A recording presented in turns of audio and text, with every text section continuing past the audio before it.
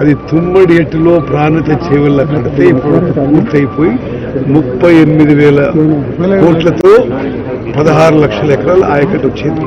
ఇప్పుడు 93,000 కోట్లు ఖర్చు పెట్టి 1 లక్ష ఎకరాలు కూడా ఆయకట్టు రాలేదు. ఇది ఇంత నాసిరకం పనులు. మరి ఏందో ఈ కమిషన్ల కక్కుర్తి, అసలు ఈ క్వాలిటీ లేకపోవడం, ఈ అసమర్థత, ఈ చేతగంతనం, ఈ తొందరపాటు ఏ కారణమైనా తప్పనిసరిగా జ్యుడిషియల్ ఎంక్వైరీ, ఎక్స్పర్ట్స్ ఎంక్వైరీలు తేల్తాయని చెప్పి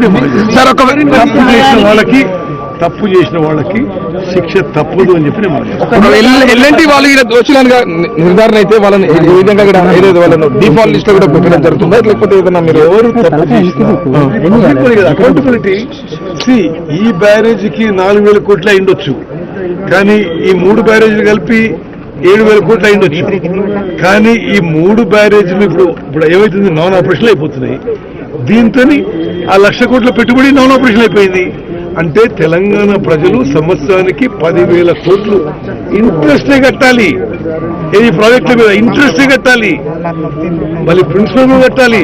ప్రాజెక్టు నుంచో నీళ్ళు వచ్చే పరిస్థితి. సార్ ఎందుకు ఉండిందని డిసైడ్ అయ్యారు సార్?